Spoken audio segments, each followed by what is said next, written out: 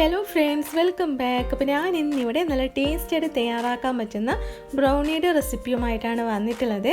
അപ്പോൾ നമുക്കിത് വളരെ എളുപ്പത്തിൽ തന്നെ തയ്യാറാക്കാൻ പറ്റുന്ന നല്ലൊരു റെസിപ്പിയാണിത്. അപ്പോൾ ഇതിൻ്റെ വീഡിയോയിലേക്ക് കടക്കുന്നതിന് മുന്നേ തന്നെ എൻ്റെ ചാനൽ നിങ്ങൾ ഇതുവരെ സബ്സ്ക്രൈബ് ചെയ്യാത്തവരുണ്ടെങ്കിൽ ഒന്ന് സബ്സ്ക്രൈബ് ചെയ്ത് സപ്പോർട്ട് ചെയ്യുക. അപ്പോൾ നമുക്കിതെങ്ങനെ എളുപ്പത്തിൽ എങ്ങനെ തയ്യാറാക്കാമെന്ന് നോക്കാം.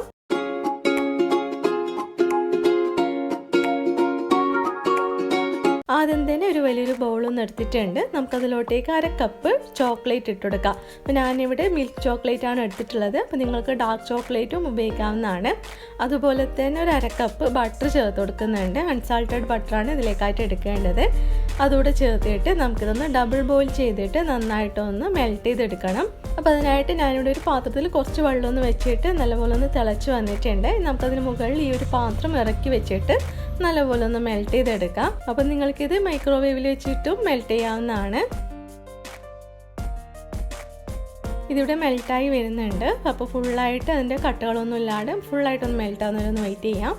അപ്പോൾ നമ്മളുടെ ചോക്ലേറ്റും ബട്ടറും ഇവിടെ നല്ല പോലെ തന്നെ മെൽറ്റായി വന്നിട്ടുണ്ട്. നമുക്കിത് കുറച്ചൊന്ന് ചൂട് മാറിക്കഴിഞ്ഞാൽ നമുക്കിതിലേക്ക് ഷുഗർ ചേർത്ത് കൊടുക്കണം. അപ്പോൾ ഞാനിവിടെ 3/4 കപ്പ് ബ്രൗൺ ഷുഗറാണ് എടുത്തിട്ടുള്ളത്. അപ്പോൾ ഇതിലേക്ക് ബ്രൗൺ ഷുഗർ തന്നെ വേണമെന്നൊന്നുമില്ല, സാധാരണ പഞ്ചസാര ചേർത്താലും മതി. ബ്രൗൺ ഷുഗർ ആകുമ്പോൾ കുറച്ചുകൂടെ ഡാർക്ക് കളറായിട്ട് കിട്ടും. അതുകൊണ്ട് ഞാൻ ഇതിലേക്ക് ഒരു 3/4 കപ്പ് ബ്രൗൺ ഷുഗർ ചേർത്തിട്ടുണ്ട്. അപ്പോൾ ഷുഗർ ചേർത്ത് കൊടുക്കുമ്പോൾ ഇതുപോലെ കുറച്ച് കട്ട പോലെയൊക്കെ ഉണ്ടാവും. അപ്പോൾ അതൊന്നും പ്രശ്നമില്ല. നമ്മൾ എഗ്ഗ് ചേർത്ത് കൊടുക്കുന്ന സമയത്ത് അതൊക്കെ നല്ലപോലെ തന്നെ മെൽറ്റായി വന്നോളും. ഇതിലേക്ക് 1 ടീസ്പൂൺ വാനില എസൻസും കൂടി ചേർത്ത് കൊടുക്കുന്നുണ്ട്. അതുകൂടെ ചേർത്തിട്ട് നല്ലപോലെ ഒന്ന് മിക്സ് ചെയ്തെടുക്കാം. ഇനി നമുക്കിതിലേക്കായിട്ട് 3 എഗ്ഗാണ് ഞാനിവിടെ എടുത്തിട്ടുള്ളത്. അപ്പോൾ അത് ഓരോന്നായിട്ട് പൊട്ടിച്ചിട്ട് ഇതിലേക്ക് ഓരോന്നായിട്ടൊന്ന് ചേർത്ത് കൊടുക്കാം. 1 എഗ്ഗ് ചേർത്തിട്ട് നല്ലപോലെ തന്നെ ഒന്ന് മിക്സ് ചെയ്യാം. അതുപോലെ തന്നെ രണ്ടാമത്തെ മുട്ടയും കൂടി ഞാൻ ഇതിലേക്ക് ചേർത്തിട്ട് നല്ലപോലെ ഒന്ന് മിക്സ് ചെയ്തെടുക്കുന്നുണ്ട്. അപ്പോൾ ഇതിലേക്കായിട്ട് 3 എഗ്ഗും കൂടി ചേർത്തിട്ട് നല്ലപോലെ തന്നെ മിക്സ് ചെയ്തെടുത്തിട്ടുണ്ട്. ഇനി ഞാനിതിലേക്കായിട്ട് 3/4 കപ്പ് മൈദയാണ് എടുത്തിട്ടുള്ളത്. ഇനി നമുക്കിതിലോട്ടേക്ക് 1/4 കപ്പ് കൊക്കോ പൗഡറും കൂടി ചേർത്ത് കൊടുക്കണം. ഞാൻ ഈ ഒരു മെഷറിംഗ് കപ്പിലേക്ക് തന്നെയാണ് കൊക്കോ പൗഡർ ഇട്ട് കൊടുക്കുന്നത്. അപ്പോൾ ഇതിലേക്ക് ഒരു 1/4 കപ്പ് കൊക്കോ പൗഡറും കൂടി ഞാൻ അതിലേക്ക് ചേർത്ത് കൊടുക്കുന്നുണ്ട്. അതുപോലെ തന്നെ ഒരു നുള്ള് ഉപ്പും കൂടി ചേർത്ത് കൊടുക്കാം. ഇനി നമ്മളുടെ ഈ ഡ്രൈ ഇൻഗ്രീഡിയൻസ് നമ്മളുടെ ബാറ്ററിലേക്കൊന്ന് അരിച്ചിട്ട് ചേർത്ത് കൊടുക്കാം. ഇനി ഒരു സ്പാച്ചുലോ അല്ലെങ്കിൽ സ്പൂണോ വെച്ചിട്ട് നമുക്ക് നല്ലപോലെ തന്നെ ഒന്ന് മിക്സ് ചെയ്തെടുക്കണം. അപ്പോൾ ബ്രൗണിയുടെ ബാറ്റർ എപ്പം കുറച്ച് കട്ടിയുള്ള ബാറ്റർ ആയിരിക്കും. അപ്പോൾ ഇതിലേക്ക് നിങ്ങൾക്ക് കട്ടിയായിട്ട് തോന്നുന്നുണ്ടെങ്കിൽ പാലോ അതുപോലെ വെള്ളമൊന്നും ചേർക്കാൻ പാടില്ല. ഈ ഒരു കൺസിസ്റ്റൻസിയിൽ തന്നെയാണ് ആക്കിയെടുക്കേണ്ടത്. അപ്പോൾ ഇത് നല്ലപോലെ തന്നെ കട്ടയില്ലാതെ ഒന്ന് മിക്സ് ചെയ്തെടുക്കാം. അപ്പോൾ നിങ്ങൾക്ക് വേണമെന്നുണ്ടെങ്കിൽ ഈ ഒരു ബാറ്ററിലേക്ക് നട്ട്സും അതുപോലെ തന്നെ ചോക്ലേറ്റും ഒക്കെ കട്ട് ചെയ്ത് ഇട്ടുകൊടുക്കാവുന്നതാണ്. അപ്പോൾ അങ്ങനെയൊക്കെ ഇടുമ്പോൾ കൂടുതൽ ടേസ്റ്റ് ഉണ്ടാവും. അപ്പോൾ ഇതിവിടെ നല്ലപോലെ തന്നെ ഒന്ന് മിക്സ് ചെയ്തെടുത്തിട്ടുണ്ട്. ഇനി നമുക്കിതൊരു ഗ്രീസ് ചെയ്ത് വെച്ചിട്ടുള്ള ബേക്കിംഗ് ടിന്നിലോട്ടേക്ക് മാറ്റാം. അപ്പോൾ ബട്ടർ പേപ്പറൊക്കെ വെച്ച് കൊടുത്തിട്ടുണ്ട്. അപ്പോൾ ഞാനിവിടെ 7 ഇഞ്ചിൻ്റെ ബേക്കിംഗ് ടിന്നാണ് എടുത്തിട്ടുള്ളത്.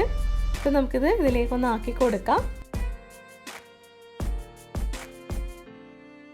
എന്നിട്ട് ഒരുപോലെ തന്നെ എല്ലായിടത്തും ആക്കിയിട്ട് നന്നായിട്ടൊന്ന് ടാപ്പ് ചെയ്ത് കൊടുക്കാം.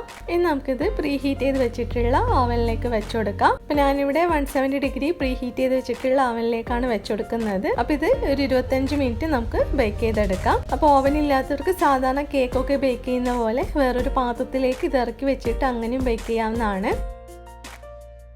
ഞാനിതൊരു 25 മിനിറ്റ് ശേഷം പുറത്തെടുത്തിട്ടുണ്ട്. നല്ലപോലെ തന്നെ കുക്കായി വന്നിട്ടുണ്ട്. നമുക്കിതിൻ്റെ ചൂടൊക്കെ കുറച്ച് പോയി കഴിഞ്ഞാൽ ഇതൊന്ന് കട്ട് ചെയ്തിട്ട് സെർവ് ചെയ്യാം.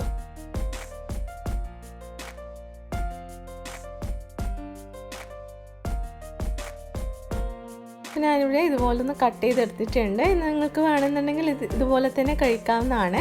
ഞാനിതിന് മുകളിൽ കുറച്ച് ഹസിലേനട്ട് വെച്ച് കൊടുക്കുന്നുണ്ട്. അതുപോലെ തന്നെ കുറച്ച് ചോക്ലേറ്റ് ഗനാഷ് എടുത്തിട്ട് ഇതിന് മുകളിൽ ഇതുപോലെ ഒന്ന് ആക്കി കൊടുക്കുന്നുണ്ട്. അപ്പോൾ ഇങ്ങനെ ചെയ്യണം നിർബന്ധമൊന്നുമില്ല. അപ്പം കഴിക്കാനും നല്ല ടേസ്റ്റ് ഉണ്ടാവും, കാണാനും ഒരു ഭംഗിയുണ്ടാവും.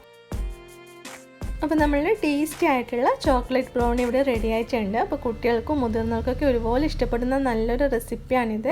അപ്പോൾ നല്ല ടേസ്റ്റി ആയിട്ടുള്ളൊരു ബ്രൗണി റെസിപ്പിയാണിത്. അപ്പോൾ എല്ലാവരും ഇതൊന്ന് തയ്യാറാക്കി നോക്കാം. അപ്പോൾ നിങ്ങൾക്ക് വേണമെന്നുണ്ടെങ്കിൽ ഇത് ഐസ്ക്രീമിൻ്റെ കൂടെയൊക്കെ സെർവ് ചെയ്യാവുന്നതാണ്. അപ്പോൾ ഐസ്ക്രീമിൻ്റെ കൂടെയൊക്കെ ആകുമ്പം നല്ലൊരു കോമ്പിനേഷനാണ്. അപ്പോൾ എല്ലാവരും ഈ ഒരു വീഡിയോ കണ്ടിട്ട് ഇതുപോലെ ഒന്ന് തയ്യാറാക്കി നോക്കാം. ഇഷ്ടപ്പെട്ടില്ലെങ്കിൽ ഫ്രണ്ട്സ് ആൻഡ് ഫാമിലിയുമായിട്ടൊക്കെ ഒന്ന് ഷെയർ ചെയ്ത് കൊടുക്കാം. അപ്പോൾ ഉടൻ തന്നെ വേറൊരു വീഡിയോ ആയിട്ട് വരാം. Thank you.